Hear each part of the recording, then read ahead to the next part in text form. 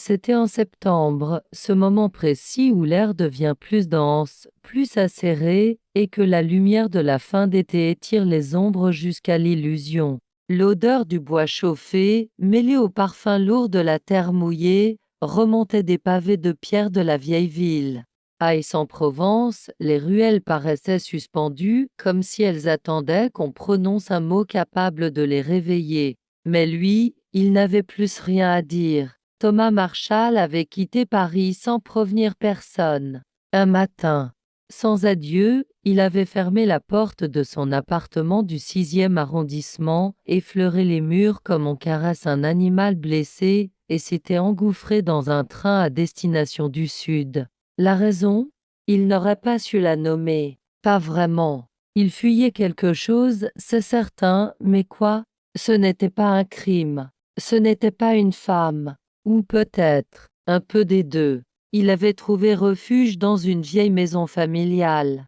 Abandonnée depuis la mort de sa tante, une bâtisse aux volets clos, couvert de lierre, cachée dans une impasse oubliée du centre historique. Le portail grinçait, les escaliers géraient mal les décennies, et le silence y était presque trop profond. Mais c'était parfait. C'était exactement ce qu'il cherchait. Les premiers jours, il ne fit rien d'autre que marcher, observer, écouter le bruit de ses propres pas sur les dalles froides. Il mangeait peu, il buvait du vin local comme d'autres prennent des calmants. Il écrivait parfois dans un vieux carnet qu'il gardait toujours sur lui, griffonnant des fragments, des phrases interrompues, des pensées volées, mais rien de cohérent. Puis elle est apparue, pas brusquement. Pas comme dans ces récits où la femme surgit dans la lumière, auréolée de mystère. Non, elle était là, simplement. Un matin, sur le mur d'en face, dans la cour intérieure, qu'il croyait abandonnée. Elle accrochait du linge. Dame drap blanc qui flottait comme des fantômes. Il la vit sans qu'elle le voie. Et quelque chose en lui se figea. Elle portait une robe noire, légère, à fines bretelles. Ses gestes étaient précis, presque rituels. Une boucle sombre échappée de son chignon tombait sur sa clavicule nue. Elle ne semblait pas pressée. Elle n'était pas belle dans le sens commun du terme. Elle était troublante, inquiétante même dans cette manière de ne pas chercher à plaire. Elle existait intensément. Et il sentit, au plus profond de lui, que cette apparition allait déranger le calme qu'il s'était efforcé de construire. Il ne lui parla pas ce jour-là, pas le lendemain non plus, mais elle revint, toujours à la même heure, toujours, avec cette lenteur étrange, cette assurance muette. Elle chantonnait parfois, à voix basse, des mélodies anciennes, imprécises. Et lui, caché derrière la vitre de sa cuisine, l'observait, fasciné comme un enfant épie une porte qu'il n'ose franchir. Ce n'est que le 5e jour qu'elle tourna la tête. Leurs regards se croisèrent à travers le grillage rouillé qui séparait leurs deux cours. Un long moment, elle ne fit rien. Puis elle inclina très légèrement la tête. Pas un sourire, pas un mot. Juste ce signe infime, comme si elle reconnaissait en lui quelque chose qu'elle n'attendait plus. Ce soir-là, Thomas ne dormit pas. Il se leva 3 fois. Il but. Il relut d'anciens extraits de ses journaux comme on consulte une boussole brisée. Quelque chose en lui avait été déplacé. Une tension nouvelle, silencieuse, avait germé. Et ce n'était pas uniquement du désir. C'était plus ancien, plus profond, comme une mémoire qu'on ravive sans l'avoir vécue. Le lendemain, elle n'était pas là. Il resta des heures devant la fenêtre, figé, incapable de s'occuper.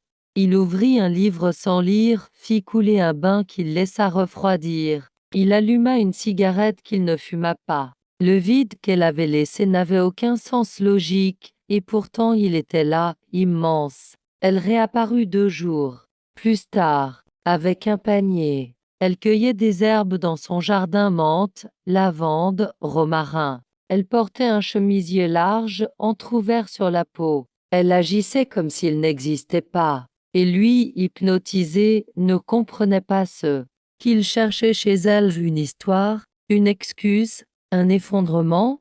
C'est à ce moment-là qu'elle prononça ses premiers mots. Sans le regarder, dos tourné, elle lança simplement, de sa voix rauque et douce à la fois: Tu n'as rien à faire ici, tu sais. Il ne répondit pas. Pas immédiatement. Il resta là, figé, le cœur bloqué quelque part entre la surprise et la fascination. Quand il voulut parler, elle avait déjà disparu. Elle s'appelait Helena. Il ne le sut qu'une semaine plus tard, par la vieille boulangère qui racontait toussant qu'on le lui demande.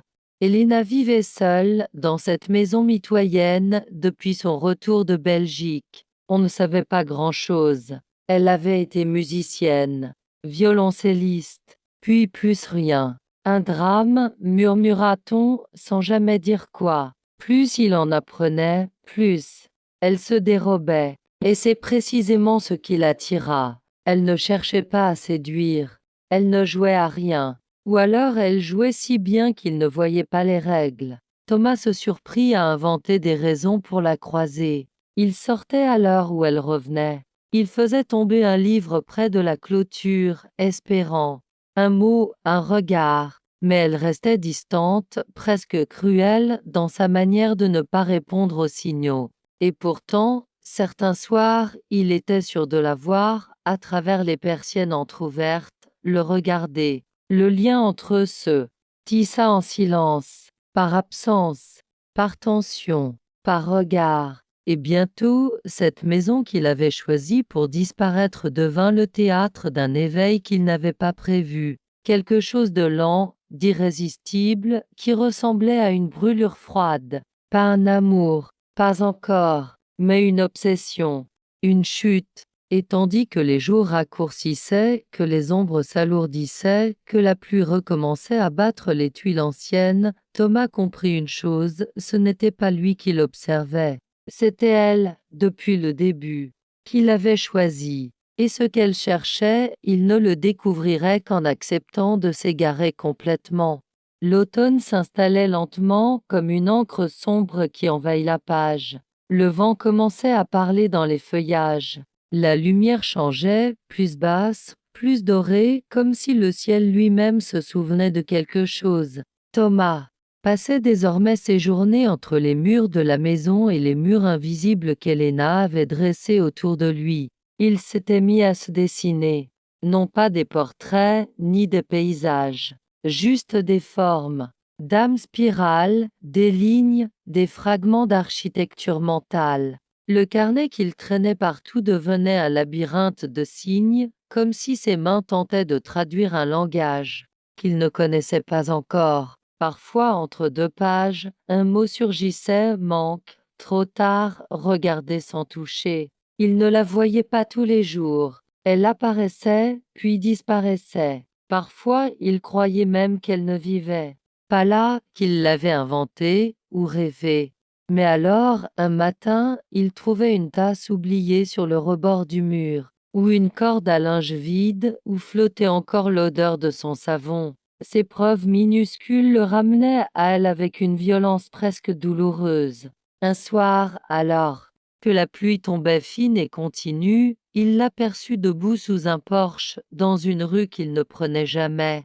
Elle regardait droit devant elle, les bras croisés, comme si elle l'attendait. Mais elle ne le regarda pas, pas une seconde. Elle restait figée, presque statufiée, le regard perdu dans le lointain.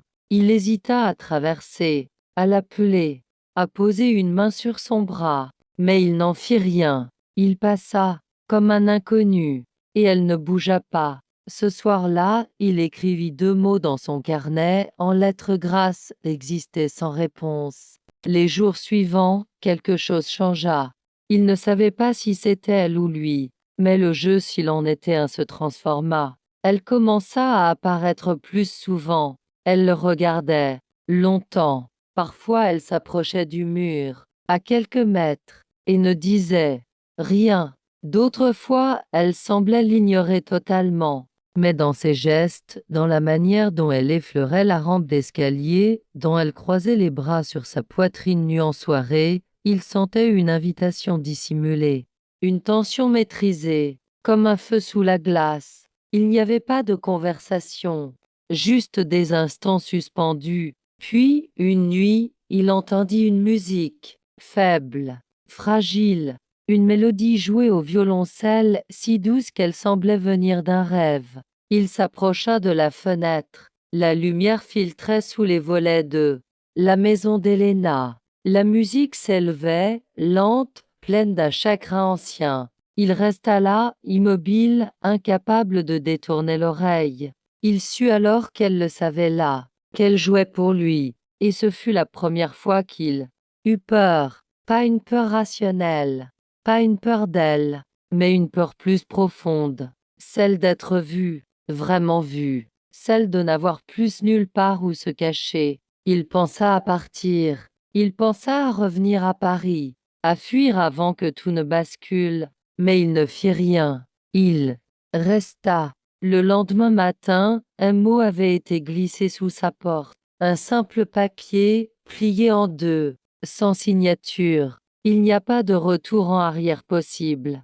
Il le garda dans son carnet, entre deux pages noircies de griffonnage. À partir de là, le silence entre eux devint plus dense, comme si les choses étaient dites, mais sans être nommées. Il se mit à rêver d'elle, pas de son corps, mais de sa voix, de ses gestes, de cette manière qu'elle avait de poser la main sur le chambranle de sa porte, de s'arrêter sans entrer. Dans ses rêves, elle murmurait toujours les mêmes mots, « Ce n'est pas moi que tu cherches ». Il commença à douter de sa propre lucidité. Certains jours, il retrouvait des objets déplacés chez lui. Une photo qu'il croyait avoir rangée réapparaissait sur la table. Une cigarette consumée qu'il n'avait pas fumée dans le cendrier. Une légère odeur de lavande dans sa chambre, alors qu'il n'en utilisait pas. Était-elle entrée? Était-ce son esprit qui lui jouait des tours? Puis, un soir, il la trouva assise sur le muret. Elle fumait, silencieuse, dans sa robe noire, les jambes croisées, comme si elle attendait depuis longtemps. Il s'approcha lentement. Elle ne bougea pas. Il resta debout devant elle, à 1 mètre à peine. Il sentit son regard sur lui, brûlant d'un calme étrange, et il comprit qu'il devait parler, mais les mots se dérobèrent. Ce fut elle qui rompit le silence. « Tu ne sais rien de moi, dit-elle, sans bouger les lèvres. Et pourtant, il sut qu'elle avait raison. Elle glissa un doigt sur son bras, juste un effleurement, mais il en fut bouleversé, comme si ce simple geste ouvrait une brèche en lui. Elle descendit du mur, marcha jusqu'à lui, tout près, trop près. Puis elle murmura, presque contre sa peau, « Tu me regardes comme si j'étais réelle. » Et elle disparut dans la nuit. Cette fois, il ne dormit pas du tout. Il resta là, devant le muret, à fixer l'endroit où elle s'était tenue. Le vent s'était levé. Il entendait des voix dans le lointain, mais rien d'autre ne comptait. Il sentait que quelque chose avait commencé, une descente, un jeu d'ombre et de vérité, et il n'était plus certain d'en vouloir la fin. L'air semblait différent ce matin-là, plus dense, chargé d'une électricité invisible. Thomas s'éveilla lentement, comme si son corps refusait de se réancrer dans la matière. Dans sa bouche, le goût métallique des nuits blanches. Sur sa peau, la sensation vague d'avoir été frôlé. Il s'habilla sans réfléchir, traversa la maison, puis s'arrêta devant la porte d'entrée sans l'ouvrir. Il avait l'impression que, dehors, quelque chose l'attendait. Pas une personne, une présence, comme si l'espace lui-même avait été modifié par ce qu'Helena avait laissé derrière elle. Il tenta de revenir à ses carnets, à l'écriture compulsive qui l'aidait à garder une forme de cohérence mentale. Mais rien ne sortait. Le stylo semblait glisser sur le papier sans toucher quoi que ce soit de vrai. Il referma violemment le cahier, se leva, tourna en rond. À la fin de l'après-midi, incapable de résister davantage, il franchit enfin la porte. Elle n'était pas là, mais sur le rebord du vieux puits, entre les deux cours, un objet l'attendait, un morceau de partition, froissé, incomplet. En bas, une annotation à l'encre noire, Adagio pour un corps en fuite. Il le prit entre ses doigts, sentit le grain du papier, le parfum subtil de cire et de bois verni. Elle jouait encore. Peut-être pour lui, peut-être contre lui. Il replia la partition avec soin et la glissa dans la poche intérieure de sa veste. Il n'avait plus de doute, elle savait ce qu'elle faisait. Chaque geste, chaque apparition, chaque absence, tout, en elle était choix. Il voulut l'affronter, la voir, lui parler, mais la nuit tomba sans la moindre trace d'elle. Alors, comme pour conjurer l'attente, il se mit à explorer la maison. Les recoins qu'il évitait depuis son arrivée, le grenier, la cave, les placards fermés à clé. Il trouva des objets de son enfance, des albums photos rongés par l'humidité, des lettres à moitié effacées. Il trouva aussi, dans un tiroir oublié, une photo de sa tante avec une jeune femme qui lui ressemblait terriblement. Helena, plus jeune. Mais ce regard, cette posture, ce même silence dans les yeux. Il resta figé un long moment, la photo à la main, le cœur battant. Que faisait-elle là? Était-ce elle, vraiment? Ou une sœur? Une cousine? Une étrangère qui lui ressemblait? Assez pour troubler ses certitudes, il la revit le surlendemain, dans un petit marché couvert du centre-ville. Elle portait un trench couleur sable, des bottines fines, une écharpe bleu nuit. Elle ne semblait pas surprise de le voir. Elle leva les yeux vers lui, sans sourire, et dit simplement « Tu me suis ?» Il secoua la tête. Elle le regarda longtemps, comme pour confirmer ce qu'elle devinait déjà. Puis elle tourna les talons. Il ne la suivit pas. Pas ce jour-là. Mais elle était entrée en lui. Elle hantait ses gestes, ses pensées, jusqu'à ses silences.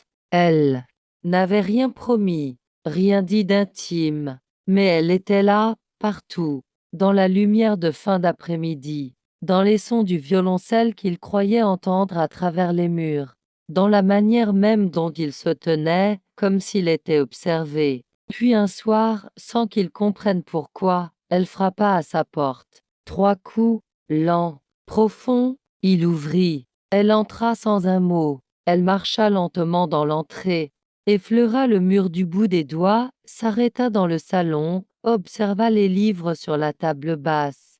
Elle ne regardait jamais directement Thomas, comme si ce qu'elle cherchait se trouvait ailleurs. En lui, peut-être, mais pas dans ce qu'il montrait. Enfin, elle s'assit. Il ne dit rien, elle non plus. Ils restèrent ainsi, longtemps, entourés de ce qui ne pouvait pas encore se dire. Puis elle demanda, sans le regarder, « Pourquoi tu es venu ici ?» Il hésita. Il ne savait pas quoi répondre. La vérité n'avait pas de contour net. Il dit seulement, « Pour disparaître. » Elle tourna lentement, la tête vers lui. Ses yeux le transpercèrent, non pas pour le juger, mais pour le voir tel qu'il était vraiment. Nu, désarmé. « Tu as choisi la mauvaise maison, » dit-elle. Et elle sourit. Pour la première fois, un sourire infime, à peine esquissé, mais il le reçut comme un choc. Il en oublia de respirer. Elle se leva, marcha jusqu'à la porte. Puis, sans se retourner, ne cherche pas à comprendre. Pas encore. Et elle s'évanouit dans la nuit. Il resta là, assis, le cœur battant dans ses tempes. Ce sourire avait tout changé. Ce sourire contenait une promesse, ou une menace, peut-être les deux. Les jours suivants, il devint incapable de penser à autre chose. Il voulait la revoir, il voulait la retenir, il voulait savoir, mais rien ne venait, aucun signe, aucun message, pas même une trace de sa musique. Il commença à rêver d'elle autrement. Elle apparaissait dans des pièces sans fenêtres, marchait nue dans des couloirs sans fin, portait des masques qu'elle changeait sans arrêt, et toujours, au moment où il tendait la main pour la toucher, elle se dissolvait. Un matin, à bout, il retourna voir la vieille boulangère. Il posa la photo de la tante avec la jeune femme. Lui demanda si elle savait qui c'était. La vieille pâlit légèrement. Elle, dit-elle. Oh, ça fait longtemps. Mais oui, elle s'appelait Helena. Elle a disparu pendant plusieurs années. On pensait qu'elle ne reviendrait jamais. Thomas fronça les sourcils. Disparue? Elle vivait ici quand elle était jeune. Elle a eu des problèmes de santé, je crois. Dame chose mentale. On n'a jamais vraiment su. Et puis un jour, plus rien. Silence total. Jusqu'à son retour, l'an dernier. Elle est différente, tu ne trouves pas? Thomas ne répondit pas. Il sentait le sol se dérober sous ses pieds. Il passa la nuit sans fermer l'œil. Ce que la vieille avait dit tournait dans sa tête comme un poison lent. Elle a disparu, des choses mentales, elle est différente. Les mots résonnaient en boucle, sans issue. Et pourtant, rien de ce qu'il savait d'elle, rien de ce qu'il avait ressenti, ne collait avec une folie. Non, ce n'était pas ça. Il y avait autre chose, quelque chose de plus subtil, plus dangereux. Une lucidité coupante, peut-être. Une manière d'habiter le silence, de manipuler les regards, qui le laissaient, lui, désarmé. Au petit matin, il retourna dans sa propre maison, comme un homme qui revient d'un lieu interdit. Il se sentait vidé. Il erra de pièce en pièce, cherchant un geste à faire, une pensée à suivre. Mais tout semblait flou, même ses mains, même son corps. Ce fut dans la cuisine qu'il la vit, pas en chair, en traces. Un mot écrit à la craie blanche sur l'ardoise murale qu'il n'utilisait jamais. Tu cherches dans la mauvaise direction. Il ne savait pas comment il était entré, mais elle l'avait fait, et ce simple fait le bouleversa. Il tenta de comprendre, de trouver un sens, mais la phrase résonnait trop juste pour qu'il puisse la réfuter. Oui, il cherchait mal. Il voulait la posséder, la cerner, la faire entrer dans une logique rassurante, mais elle se dérobait, parce qu'elle n'était pas là pour lui, pas seulement. Elle était là pour une raison plus ancienne, et il n'en faisait que partie. Il relut la phrase, encore et encore, puis l'effaça, lentement, comme s'il acceptait le jeu. Le jour suivant, elle reparut, comme une évidence. Elle l'attendait sur le vieux muret, jambes croisées, vêtue d'un pull gris qui glissait un peu sur l'épaule. Son regard était calme, profond, et dans ce calme, quelque chose de sauvage. Il ne dit rien, elle non plus. Elle tendit la main. Dans sa paume, une clé, ancienne, lourde. Viens ce soir, porte, de gauche. Ne toque pas. Elle s'en alla sans autre mot. Le cœur battant, Thomas passa la journée dans un état d'attente impossible à canaliser. Il n'écrivit pas, ne mangea pas. Il resta allongé sur le vieux canapé, les yeux fixés au plafond, comme si la maison elle-même retenait son souffle. Quand la nuit tomba, il se leva, lentement, comme dans un rêve. Il traversa la cour, inséra la clé, poussa la porte. Un couloir sombre l'accueillit. Odeur de cire, de cendres froides. L'air était plus chaud que chez lui, plus dense. Les murs semblaient vibrer d'une mémoire ancienne. Elle n'était pas là, pas encore. Il avança, un pas, puis un autre. Sur les murs, des tableaux. Dames visages qu'il ne reconnaissait pas. Dames yeux sans expression. Dames couleur effacée. Il arriva dans un salon au mobilier ancien. Un tourne-disque posé sur une table. Dames vinyles empilées. Dames livres partout. Rien de moderne. Tout semblait suspendu dans le temps. Alors il la vit, debout dans l'embrasure d'une porte intérieure. Pas maquillée, pas apprêtée. Juste elle. Elle le regardait droit, sans défense. Et il comprit que ce moment-là n'était pas une séduction, pas un piège. C'était une offrande. Non pas de son corps, mais de son histoire. Elle fit un pas vers lui, puis un autre. Elle le contourna, lentement, puis s'arrêta dans son dos. Il sentit sa respiration contre sa nuque. Tu veux savoir? Dit-elle. Il hocha la tête. Alors elle s'éloigna, alluma une vieille lampe. Le salon fut plongé dans une lumière, dorée, intime, presque irréelle. Elle s'assit.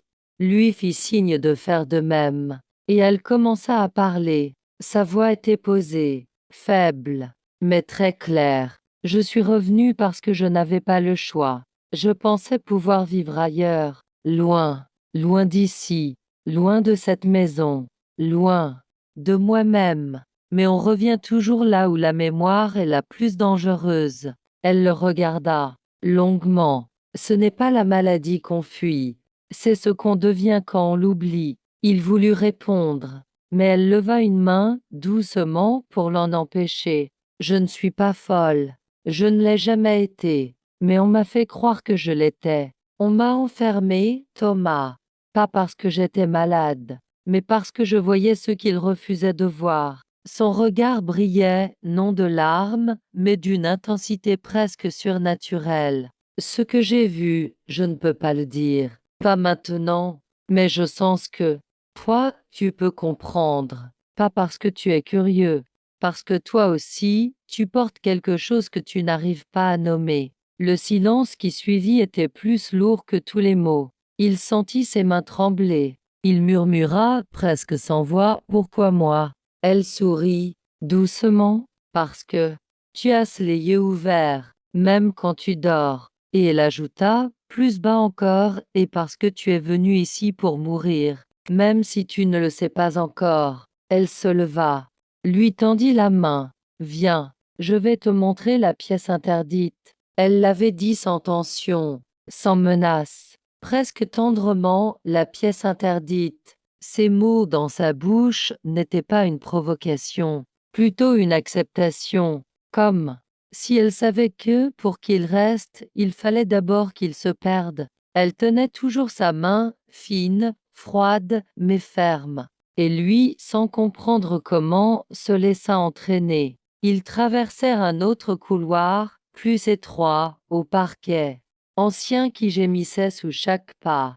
Les murs, couverts d'un papier peint floral défraîchi, dégageaient une odeur de bois fermé, de poussière et de cire d'abeille. Il la suivait, fasciné. Le battement de son cœur ne semblait plus le sien, comme s'il appartenait maintenant à cette maison. Elle s'arrêta devant une porte basse, presque cachée derrière une bibliothèque.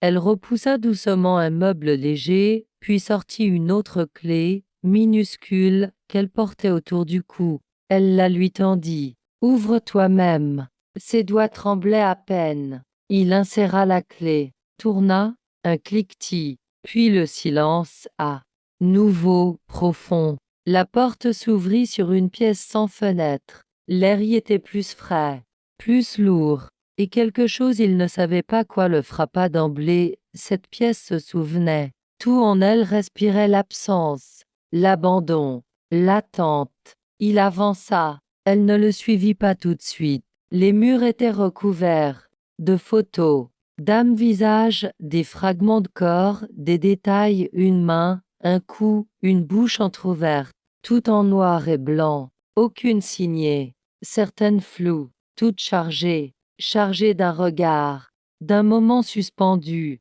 Sur une table, un carnet ouvert, d'âmes-notes griffonnées à la hâte, presque illisibles. Une date revenait souvent, 23 octobre, toujours la même année. Il tenta de ne pas compter, de ne pas chercher ce qu'il ne devait pas encore comprendre. Il se retourna. Helena se tenait dans l'embrasure, appuyée contre le cadre de la porte, les bras croisés. Elle ne souriait pas, mais elle n'avait pas peur. « Tu ressens ?» demanda-t-elle simplement. Il acquiesça. Oui, il ressentait. Ce n'était pas une peur, c'était une reconnaissance.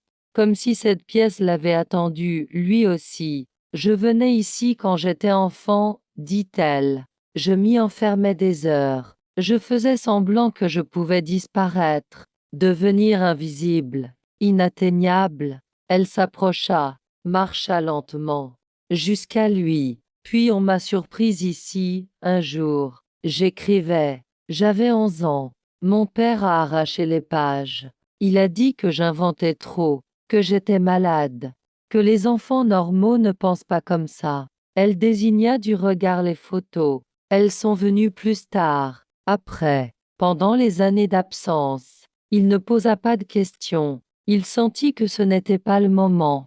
Elle parlait pour la première fois d'une douleur qu'elle n'avait peut-être jamais confiée à personne. Une douleur ancienne, pas spectaculaire, mais constante, persistante. Une brèche qui ne cicatrise pas. Elle se tourna vers une photo accrochée plus bas que les autres.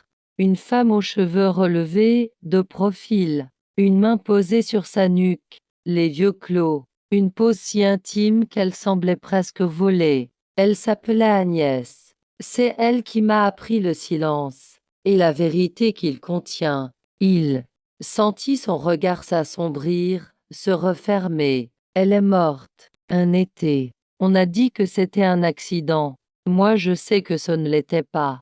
Un long silence tomba.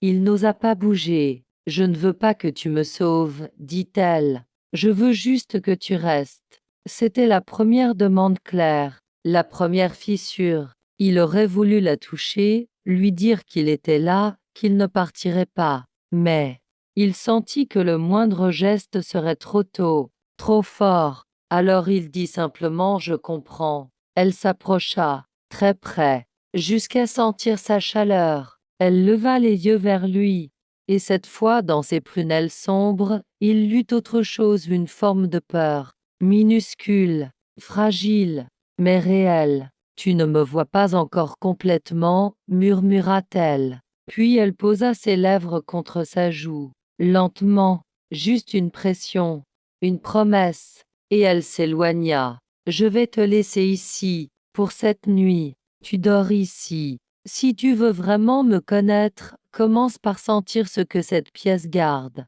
ce que les murs savent. » Et elle disparut. La porte se referma, sans verrou, sans menace, juste un souffle. Thomas resta là, seul. Il s'assit sur le vieux fauteuil en cuir près de la table, et écouta le bois, l'air, les murmures. Puis il ferma les yeux, et la pièce commença à parler.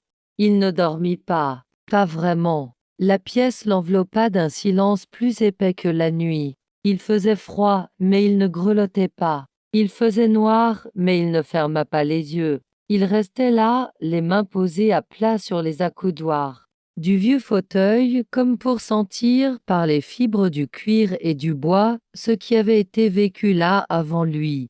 Il pensait à elle, à sa voix, à la chaleur de sa paume quand elle lui avait tendu la clé, à ce baiser invisible qu'elle avait laissé sur sa joue, plus une intention qu'un contact. Il pensait à Agnès, à la main posée sur la nuque, à cette photo dont l'ombre continuait de le suivre même les paupières closes.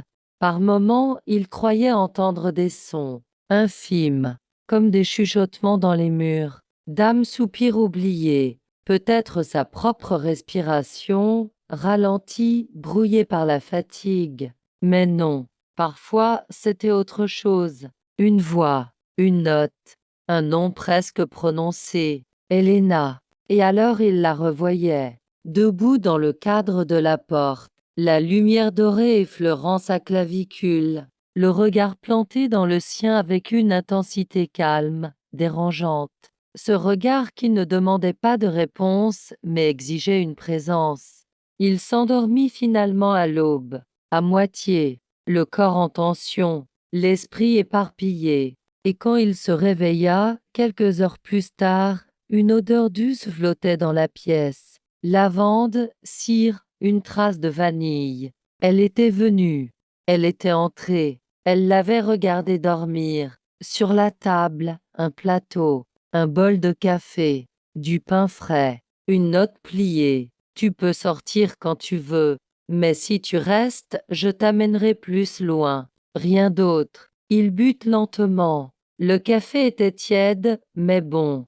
Il mangea en silence, en regardant les murs. Puis, sans se presser, il quitta la pièce. La maison semblait vide, mais vivante. Il perçut des traces de pas sur le tapis, une veste déplacée, un rideau entrouvert. Elle était là, quelque part. Mais elle ne voulait pas être trouvée. Pas encore. Il rentra chez lui, se lava, changea de vêtements. Tenta de lire, mais chaque mot lui rappelait ses yeux.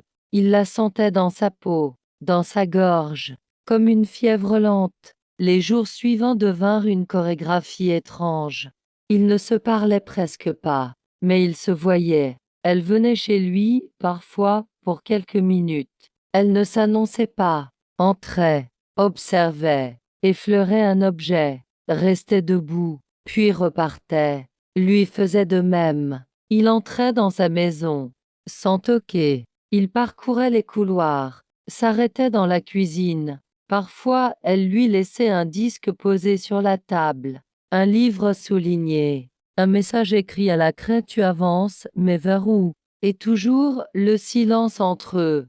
Mais ce n'était plus un vide, c'était un langage. Un soir, alors que la pluie tombait sans fin sur les vitres, il entendit la musique. Pas un vinyle, pas un enregistrement. Elle jouait. Il traversa la cour, monta sans bruit l'escalier intérieur, s'approcha de la porte du grenier entr'ouverte, et la vit, assise, les jambes croisées autour de son violoncelle, le dos droit, les yeux fermés. Elle jouait comme on respire, pas pour lui, pour elle. Il s'assit sur la dernière marche, et écouta, sans bouger, sans même oser cligner des yeux. Quand elle s'arrêta, elle ne dit rien. Elle posa l'archet, rouvrit les yeux, le vit, et elle dit seulement: tu es resté. Il acquiesça.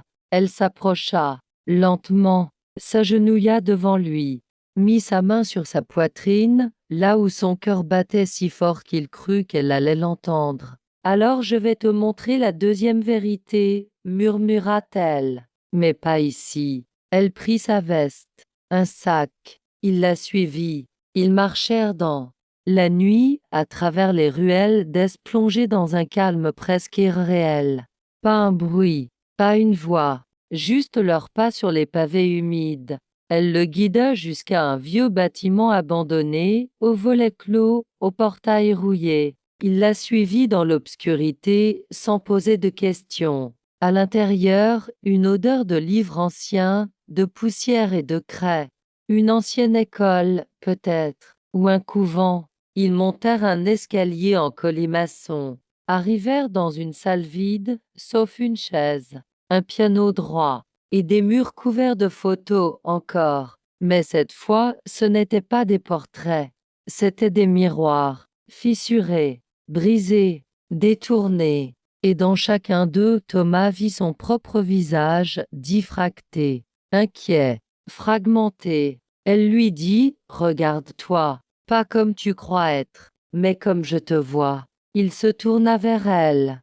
Elle était nue, pas dans son corps, dans son regard, dans sa voix. Je ne veux pas que tu m'aimes, dit-elle. Je veux que tu me comprennes. Et pour ça, tu dois accepter ce que tu es devenu, ici, avec moi. Il ne dit rien. Il sentit qu'un seuil était franchi, que ce qui venait n'était pas une révélation, mais une dissolution, d'elle en lui, et de lui à travers elle. Il ne savait pas combien de temps ils restèrent là, dans cette pièce abandonnée, avec les miroirs brisés, le piano muet, et ce vide entre eux qui n'était plus fait de distance, mais de reconnaissance.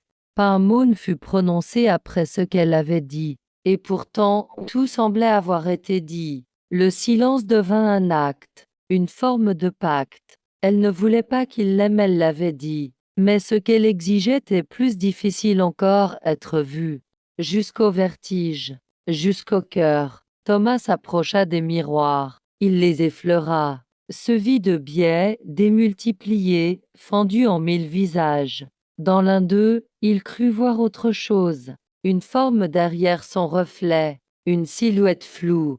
Il se retourna brusquement. Personne. Rien. Mais la sensation persista, il n'était plus seul en lui-même. Il se tourna vers Helena. Elle s'était assise au piano. Elle n'y touchait pas. Elle observait les touches comme on observe une plaie fermée.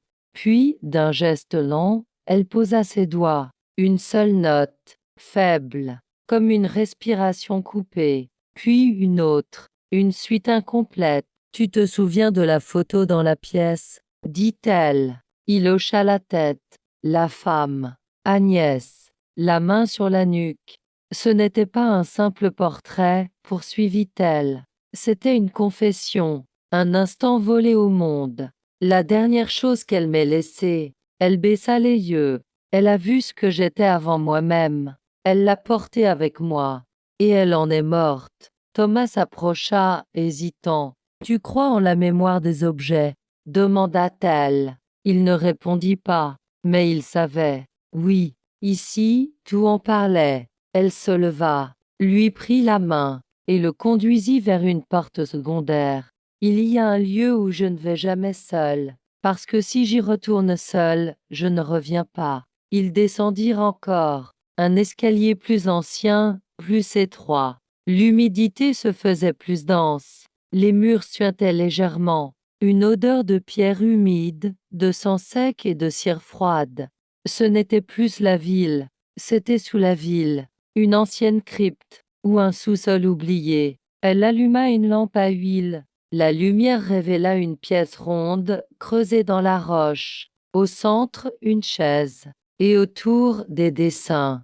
Dame design, cloués au mur, collés au plafond. Dérangeants, érotiques, violents. Flottant entre le rêve et la blessure, Thomas sentit sa gorge se nouer. J'ai tout fait ici, tout dessiné. Chaque fois que je perdais le fil, chaque fois que j'allais trop loin dans le silence, chaque fois que j'étais sur le point de me dissoudre, elle se tourna vers lui. Tu veux voir ce que je suis vraiment? Il ne répondit pas. Il s'assit sur la chaise, lentement. Elle fit le tour en silence. Il sentit ses pas sur le sol, comme un cercle qu'elle traçait autour de lui.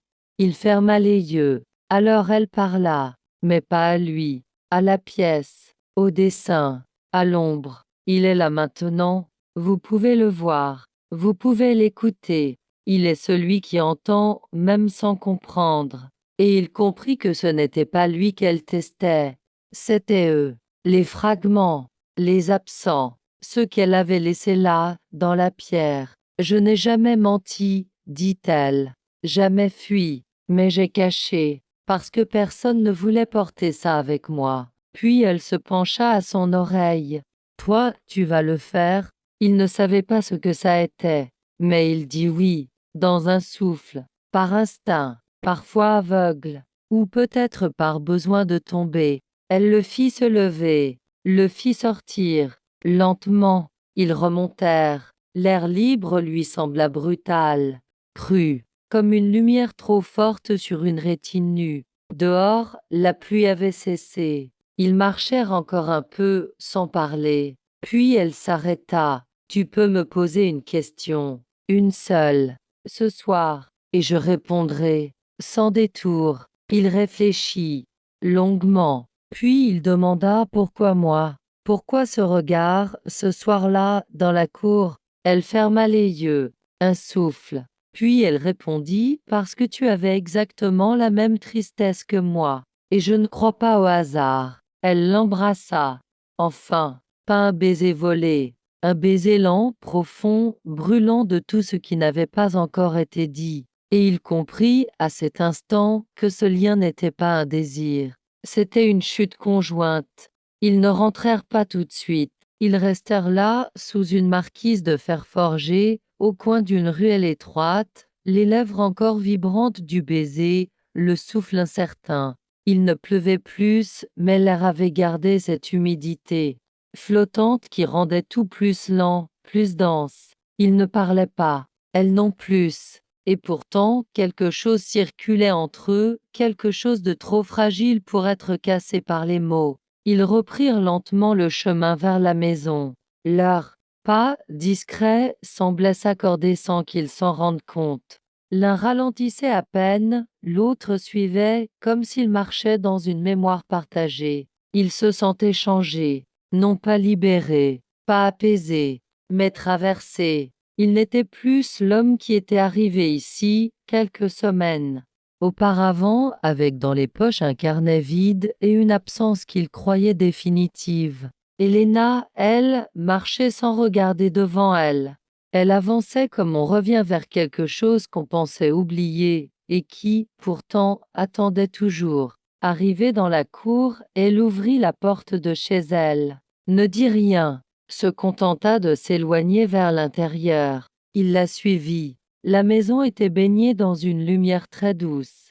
Une seule lampe allumée dans le coin du salon. L'odeur de bois, d'encens léger, de linge propre. Tout respirait un calme tendu, comme juste avant une tempête, ou juste après une révélation. Elle s'assit au sol, dos contre le mur, jambes pliées. Il fit de même, de l'autre côté de la pièce. Le silence encore, mais différent. Cette fois, il contenait autre chose, pas une attente, un accord tacite. Elle rompit le silence. Quand je t'ai vu la première fois dans la cour, je me suis dit encore un homme qui croit pouvoir réparer quelque chose. Mais tu n'as rien tenté, tu as attendu, tu as regardé sans vouloir saisir, et c'est là que j'ai commencé à m'ouvrir. Il ne répondit pas. Il savait que chaque mot comptait. Tu ne me sauveras pas, Thomas, mais tu me feras peut-être ne plus fuir. Et ça, c'est bien plus dangereux. Elle le fixa. Tu peux partir, maintenant. Ce serait le bon moment. Personne ne t'en voudrait. Pas. Même moi. Il resta immobile. Mais si tu restes, tu vas voir ce que les autres refusent de regarder. Ce que j'ai vu enfant. Ce qu'Agnès a vu trop tard. Il murmura d'une voix rauque: je reste. Elle sourit, juste un peu. Ce sourire triste qu'elle gardait pour les choses qu'on ne pouvait pas dénouer. Elle se leva, alla dans une autre pièce, revint avec une boîte en bois sombre, qu'elle posa entre eux, l'ouvrit lentement. À l'intérieur des carnets, Dame Design, reliés en cuir, en tissu, certains tachés, d'autres à peine entamés. Elle en prit un au hasard, le lui tendit, lisse, pas tout, juste une page.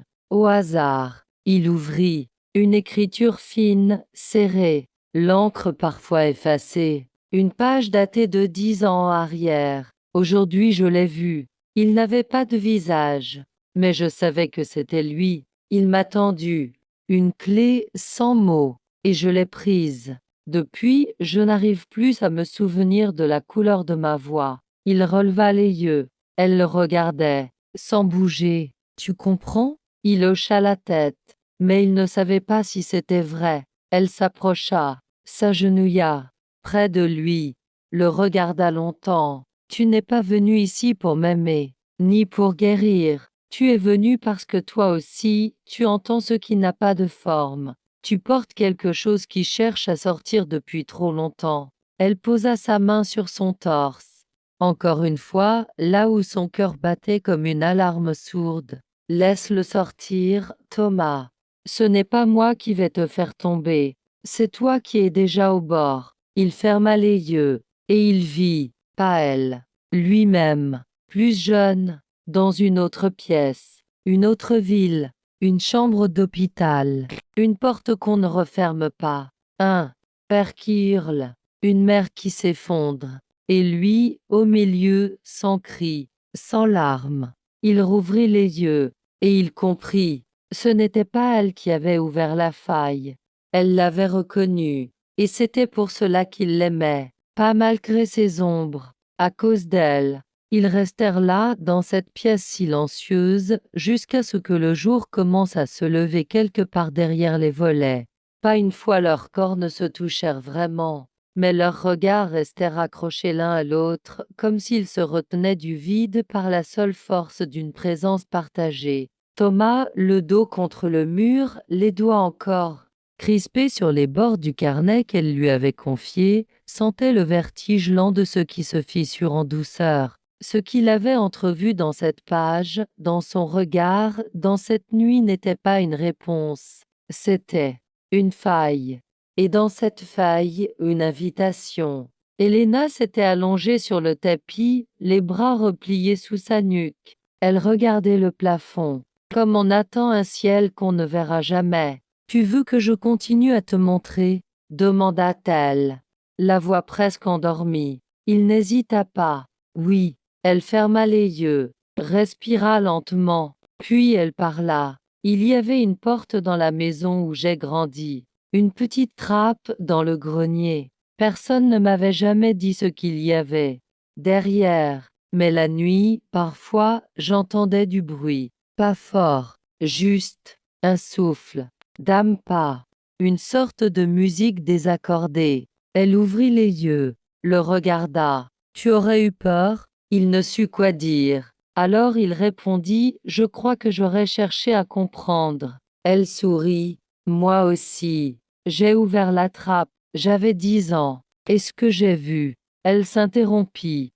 Son regard se perdit, pas dans un souvenir, mais dans une sensation. Je ne peux pas te le décrire, pas vraiment. C'était une absence, une pièce qui n'existait pas. Et pourtant, elle était pleine d'objets, de murmures, d'un froid très particulier, celui qu'on sent quand quelqu'un regarde sans être vu. Elle s'assit. Après ça, les choses ont changé. J'ai commencé à parler à voix basse, à écrire ce que j'entendais. On a dit que j'inventais. On a appelé ça des hallucinations. On a dit que j'étais malade. Je me suis tue, mais ce que j'ai vu là-haut, je ne l'ai jamais oublié. Elle se leva, marcha jusqu'à une armoire, sortit une boîte plus petite que la première, l'ouvrit. À l'intérieur, des objets très simples, un peigne cassé, une bague ternie, une broche en émail. Et au fond, une photo froissée. Elle la lui tendit. Une photo de lui, enfant, assis dans une cour d'école. Il pâlit. Ce n'est pas possible. Elle ne répondit pas. Elle attendait qu'il sente, qu'il se souvienne. Il se revit. Oui, cette photo existait. Elle était dans une boîte chez ses parents. Il l'avait oubliée, mais elle était là. Et maintenant, elle était ici. Comment tu as su ça? Elle s'approcha, lentement. Je ne l'ai pas eu. Je l'ai vue, dans un rêve, il y a des années, et je l'ai cherché. Tu comprends maintenant? Je ne t'ai pas reconnu à travers ton visage, mais à travers ton absence. Il resta figé. Quelque chose en lui venait de basculer. Une ligne qu'il ne savait même pas qu'il gardait droite venait de se briser. Tu es sûr que je suis réel? Demanda-t-il, presque sans voix. Elle posa la main sur sa joue. Pas plus que moi. Un silence plus profond que tous les autres s'installa entre eux. Puis elle l'embrassa. Doucement, lentement, longuement. Cette fois, ce n'était plus un seuil. C'était un abandon. Elle le guida jusqu'à sa chambre. Ils s'allongèrent, vêtus, silencieux, peau contre peau, front contre front. Tu crois qu'on peut aimer quelqu'un qu'on ne connaît pas encore? Demanda-t-elle dans un souffle. Il répondit, on ne connaît jamais vraiment, mais on reconnaît. Et ça suffit. Elle ferma les yeux. Il la regarda, et il comprit qu'elle pleurait en silence. Au matin, elle n'était plus là. Thomas ouvrit les yeux dans le lit qu'il ne connaissait pas la veille. Les draps froissés conservaient la forme de son corps, l'empreinte chaude d'une présence toute récente, comme si elle venait à peine de s'absenter. Il resta allongé quelques minutes, le regard fixé sur les veines du plafond, incapable de discerner le rêve de la veille du réel de ce matin. La maison semblait différente, plus ouverte peut-être, ou simplement plus nue, comme si elle avait, dans la nuit, abandonné une partie de son secret. Il se leva, pieds nus sur le plancher tiède. Il parcourut le couloir doucement, à la recherche d'un bruit, d'une silhouette. Rien, pas même une note sur la table, cette fois.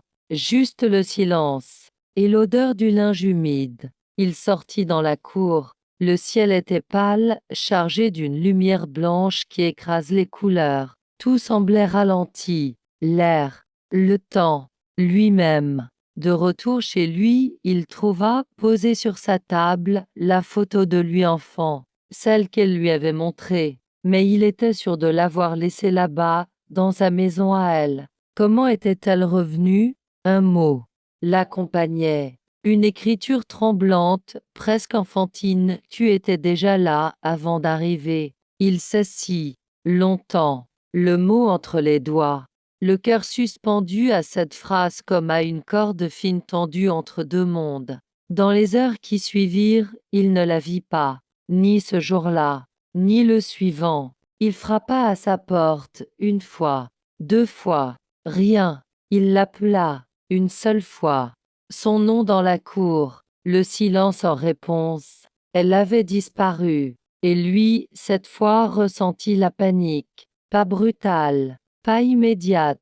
Une lente montée, un manque qui prenait le corps avant même d'atteindre le cœur. Il chercha partout, les endroits où ils étaient allés, le grenier de la maison abandonnée, la pièce des miroirs, même la crypte. Rien. Il retourna à la vieille boulangère. Une dernière tentative. Elle, fit-elle. Ah non, je ne l'ai pas vue depuis quelques jours. C'est comme ça avec elle. Elle part parfois. Elle revient toujours. Enfin.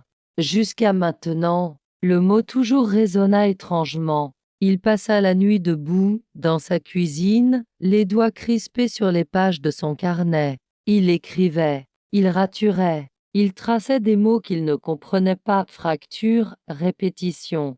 Chambre au visage, moi sans elle. À l'aube, il comprit qu'il devait retourner dans la pièce interdite. Il descendit, clé dans la main. La porte grimaça comme la première fois. L'air, à l'intérieur, était plus froid. Les murs avaient l'air d'avoir vieilli en quelques jours. Ou alors c'était lui. Mais il vit tout de suite ce qui avait changé. Un dessin neuf, accroché au mur, pas un visage, un dos, le sien, nu, courbé, et au-dessous, un mot perdu. Ce n'était pas une accusation, c'était un état. Elle lui parlait, par ce trait de fusain. Elle lui disait « Je suis encore là, mais tu ne peux pas me rejoindre tant que tu cherches avec les yeux. » Il ferma les siens, et là, il l'entendit, sa voix, pas dans la pièce, en lui. Un souvenir qu'il n'avait jamais vécu et pourtant qu'il reconnaissait. Un murmure dans un escalier, un souffle dans son cou. Tu ne peux pas me perdre, tu ne peux que te perdre avec moi. Il se redressa, sortit de la pièce, reprit la ruelle, rechercha le couvent, le grenier, les miroirs, et enfin dans une salle obscure, il la trouva, assise, en tailleur, face à un mur vide. Elle se retourna. « Tu as mis du temps, dit-elle. » Il s'approcha, mais elle leva la main. « Pas encore. Regarde d'abord. » Sur le mur une lumière, une sorte de reflet projeté par une source invisible. Il formait un motif, une silhouette, la sienne. Elle avait reproduit sa présence, son ombre, son mouvement. Il ne bougea pas. Je t'ai peint à partir de ton absence, parce que c'est là que tu es le plus vrai. Elle se leva, s'approcha. Maintenant, tu peux me toucher. Et il le fit, pas son corps, son visage, ses paupières, son silence. Et ce fut comme toucher l'intérieur de sa propre mémoire. Ses doigts tremblaient à peine.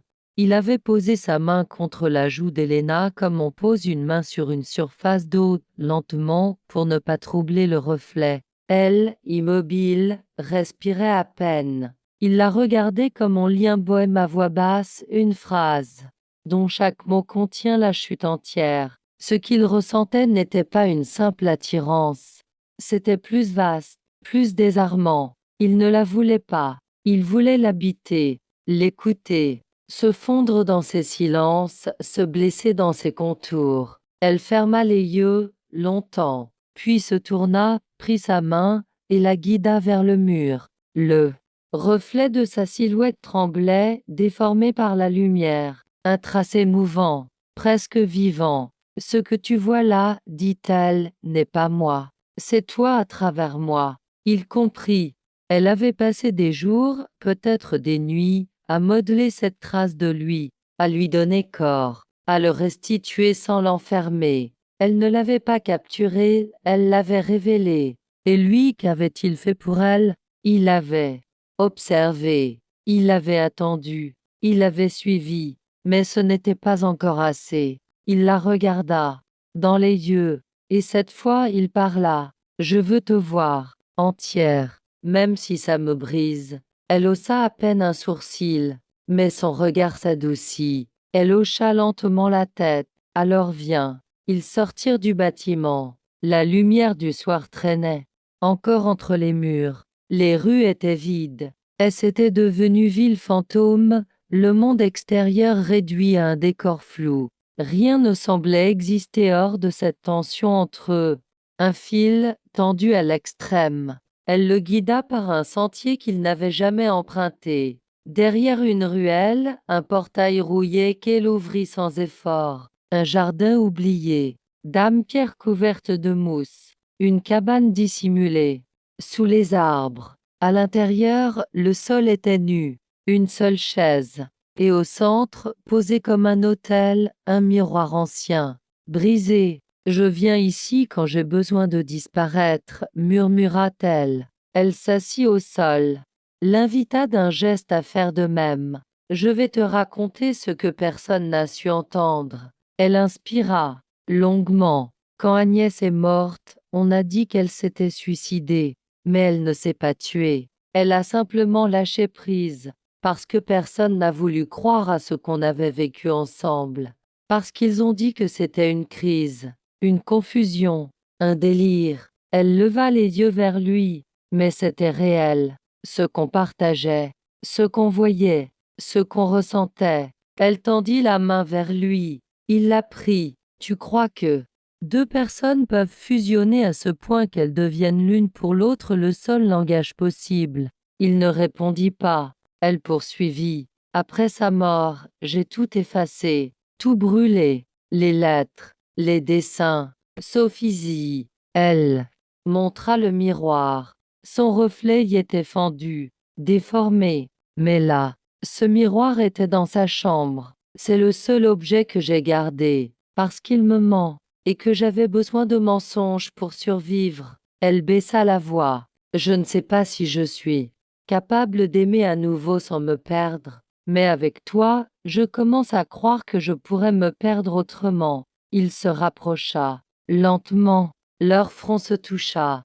Leurs souffles s'accordèrent. Il murmura: Tu ne t'es pas perdu. Tu t'es transformé. Elle ferma les yeux. Et toi? Demanda-t-elle. Qui étais-tu avant moi? Il sentit la réponse monter comme une fièvre. Il la connaissait. Il la fuyait. Depuis toujours. J'étais celui qui regarde vivre les autres, qui écoute sans parler, qui cherche une place dans un monde trop étroit. Et j'ai cru qu'en disparaissant, je serais enfin libre. Elle ouvrit les yeux. Et maintenant? Il dit maintenant, je suis encore là. Ils restèrent ainsi, en silence, front contre front, au milieu de ce jardin oublié, dans une cabane cachée, devant un miroir fendu qui refusait de les refléter. Et c'était peut-être ça, l'amour. Pas se voir, se sentir malgré les reflets.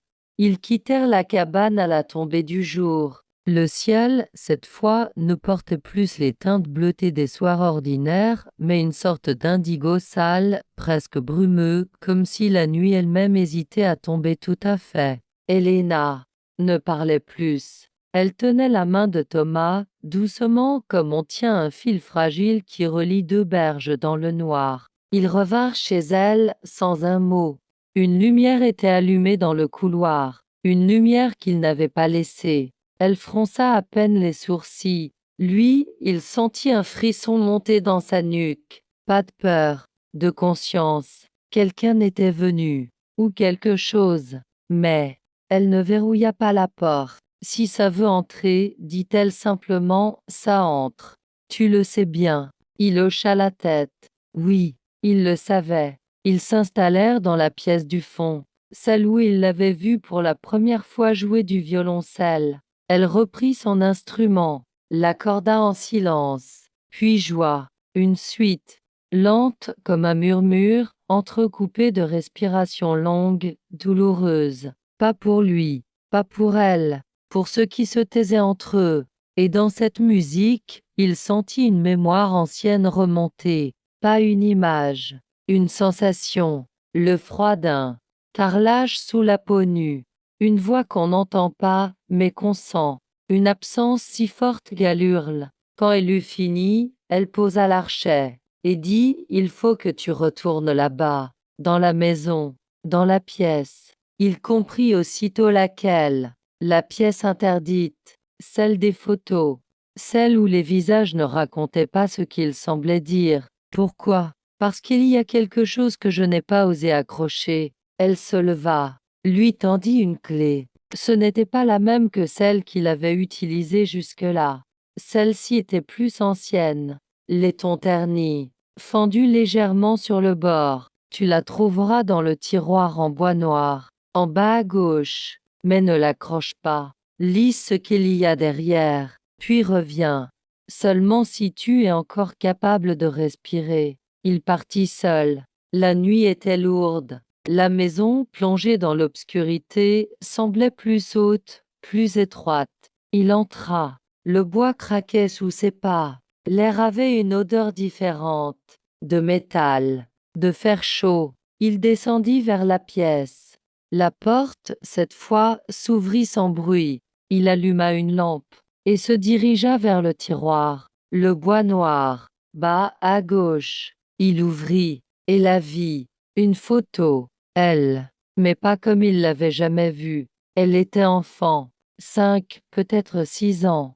Les yeux très grands, trop, un regard perdu, ses cheveux coupés courts, et derrière elle, une ombre, floue, mais présente, trop présente, quelqu'un, quelque chose, une main posée sur son épaule, un corps dont on ne voyait ni le visage ni la posture, mais dont la présence était insupportable. Il retourna la photo.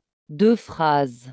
Je n'ai rien dit, personne ne voulait entendre. Et en dessous, une date, une autre, une qui n'avait jamais été mentionnée. 23 octobre, ce jour qui revenait dans ses carnets, dans ses murmures, dans ses partitions.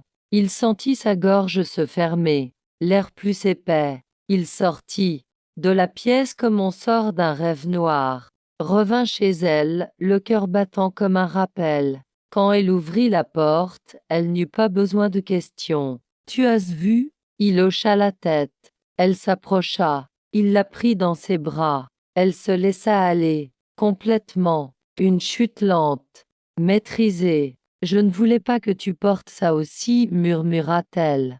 Il posa ses lèvres sur son front. Je ne le porte pas. Je le reconnais. C'est différent. Elle s'écarta un peu, le regarda longtemps. Alors tu comprends ce que je suis devenue. Il dit simplement, tu as survécu. Elle baissa la tête. Un sourire triste, profond, traversa son visage.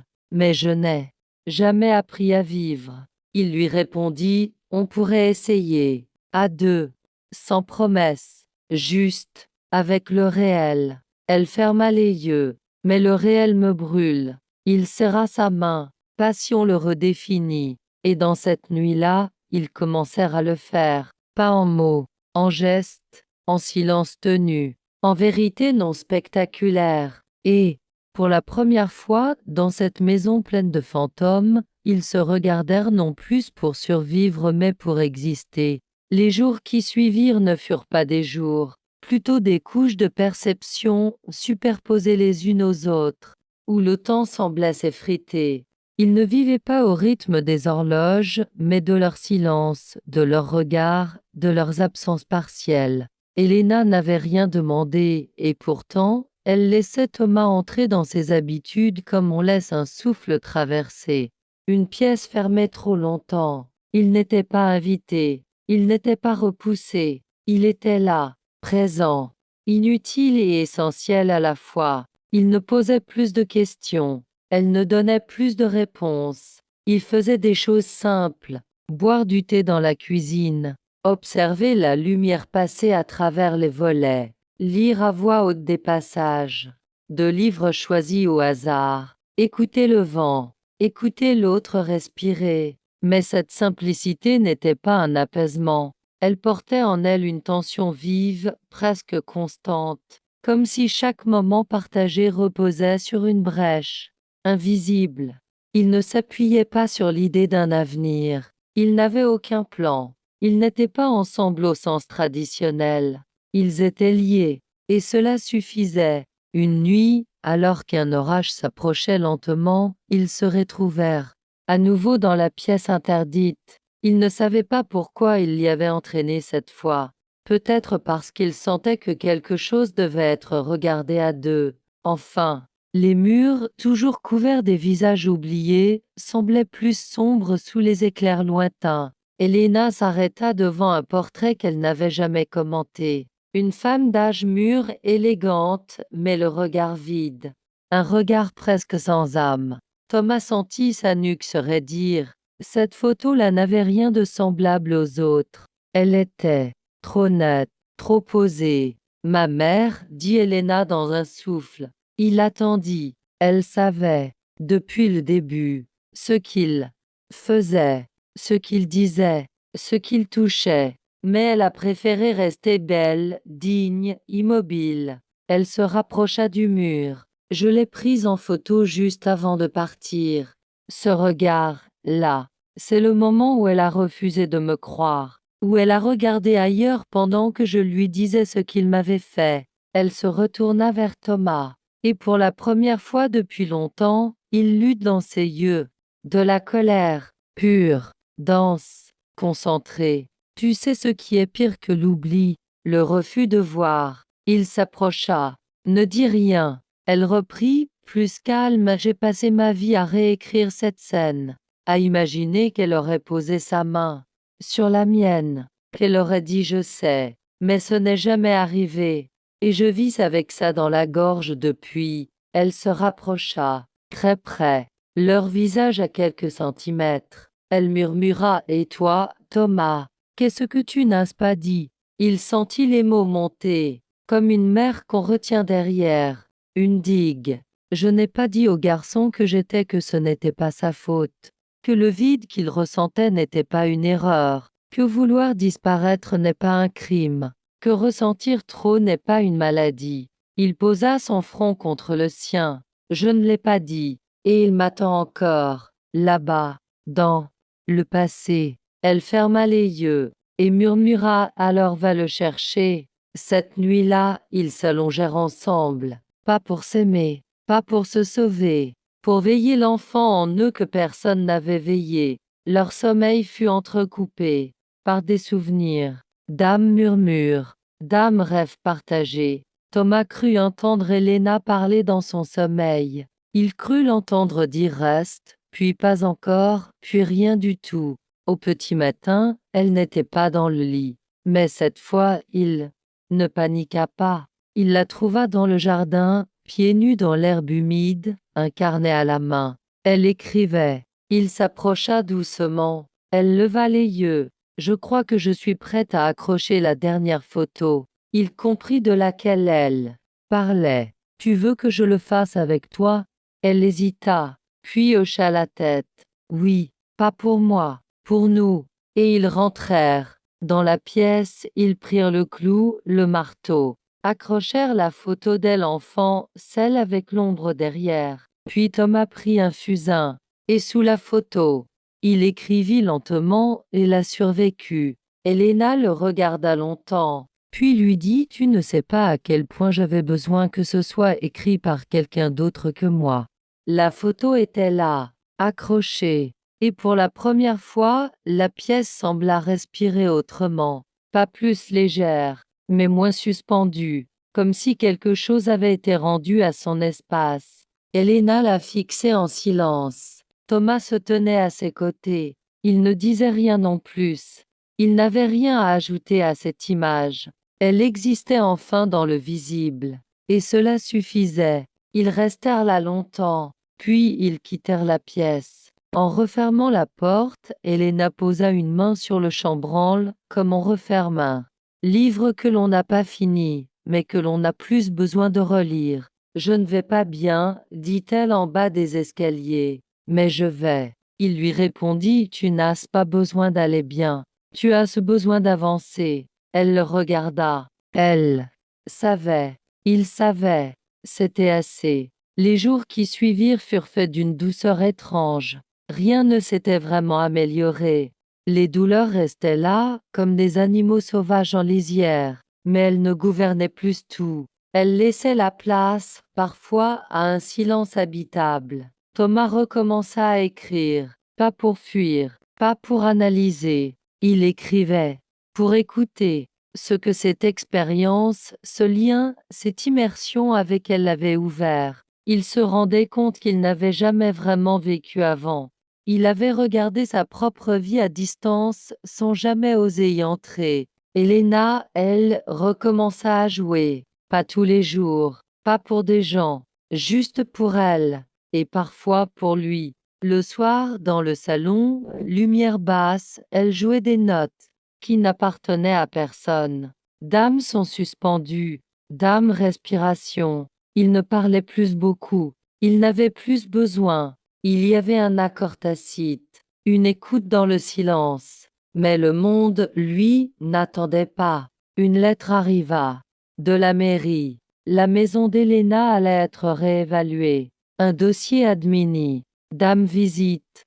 Dame signature. Et avec cette lettre, la possibilité de la fin. Tu pourrais partir, dit-elle. Tu n'as jamais dit que tu voulais rester. Il la regarda longuement. Il avait pensé partir. Il l'avait envisagé comme une fin possible, presque logique. Mais maintenant qu'elle l'exprimait, quelque chose en lui résista. Je ne suis pas venu pour rester, dit-il. Mais je ne peux pas partir tant que toi, tu ne bouges pas. Elle sourit à moitié. Et si je ne bouge jamais? Il répondit alors. Je vivrai ici, en équilibre, à côté de toi. Cette nuit-là, ils firent l'amour, pas comme un aboutissement, comme un aveu. Leurs corps ne se cherchaient pas pour s'unir. Ils se reconnaissaient, comme deux blessures qui savent enfin ce que signifie être touché sans être brisé. Chaque geste était précis, lent, presque sacré. Ils ne s'embrassaient pas pour se posséder. Ils se respiraient. Ils ne gémissaient pas. Ils soupiraient. Et quand leurs corps frémirent ensemble, ce fut comme si quelque chose en eux, pas seulement de la chair, s'était rendu. Et ensuite, ils restèrent allongés, elle sur sa poitrine, lui, les yeux ouverts, regardant le plafond dans l'obscurité. Tu as peur que je disparaisse? Murmura-t-elle. Il répondit non. J'ai peur que tu n'aies jamais été là. Elle ferma les yeux et dit alors regarde-moi. Maintenant, jusqu'à ce que tu sois sûr. Il la regarda longtemps, pas son corps, ses gestes, sa façon de respirer dans le sommeil, sa manière de frémir en rêve. Et il comprit, elle avait été là depuis le début, pas dans sa vie, dans son manque. Elle était ce qu'il n'avait jamais su nommer, et elle l'était maintenant, enfin, dans le réel. Le matin était clair, presque cruel. La lumière entrait par les persiennes entr'ouvertes, dessinant sur le sol les lignes droites que la nuit avait désapprises. Thomas ouvrit les yeux avant elle. Il la regarda dormir, la bouche à peine entr'ouverte, une main posée sur sa poitrine comme un ancrage. Elle avait l'air calme, mais il savait, rien ne s'efface. On apprend simplement à vivre avec ce qui ne partira jamais. Il se leva sans bruit, prépara du café, ouvrit la fenêtre. L'air frais entra, chargé de l'odeur du jardin mouillé. Il ressentait tout avec une intensité nouvelle. Chaque geste avait du poids, chaque détail, une sorte de nécessité. Elle le rejoignit un peu plus tard, vêtue de cette même chemise qu'il lui avait vue la première nuit où elle avait joué pour lui. Ils ne se parlèrent pas tout de suite. Ce n'était pas du silence, c'était de l'écoute. Tu vas écrire sur moi, dit-elle. Il répondit, j'ai déjà commencé. Elle s'assit, boit lentement. Il la vit fermer les yeux en goûtant le café. Elle faisait de tout un rituel. C'était ainsi qu'elle tenait, qu'elle avait toujours tenu, offrir une forme à l'informulable. Je ne veux pas être un personnage, dit-elle. Je veux rester une faille, une possibilité. Il sourit. Tu es déjà plus que ça. Tu es l'endroit par lequel je suis enfin entrée dans ma propre vie. Elle baissa les yeux. Un souffle. Un sourire à peine contenu. Un frémissement presque imperceptible. Tu vas rester? La question n'était pas simple. Elle ne parlait pas de la maison. Elle parlait de cette présence, de cette capacité à ne pas fuir, à supporter la lumière, à affronter les jours ordinaires. Il répondit: Je ne partirai plus. Même si je pars. Elle comprit. Ils passèrent l'après-midi à ranger des choses qu'ils n'avaient jamais dérangées. Dans les tiroirs, les carnets. Dans les étagères, les livres. Dans les cadres, les photos restaient trop longtemps face au mur. Ils ne jetaient rien. Ils classaient. Pas pour effacer, pour respirer. Le soir venu, ils montèrent sur le toit plat, au-dessus de la cour. De là-haut, on voyait toute la ville. Les toits rouges, les clochers, les arbres. Tout ce qu'on ne voit pas d'en bas paraît supportable, dit-elle. Il répondit, ou plus vrai. Elle tourna la tête vers lui. Tu crois qu'on a changé? Il dit, je crois qu'on a été rendu à nous-mêmes. Et ils restèrent là, en silence, jusqu'à ce que la nuit tombe. Les lumières de la ville s'allumaient une à une. Les ombres recouvraient les souvenirs, mais rien ne s'effaçait. Et dans cette obscurité tranquille, ni effrayante, ni douce, ils comprirent qu'ils avaient traversé quelque chose ensemble. Un lieu sans nom, un vertige sans chute, un amour sans décor. Et cela suffisait.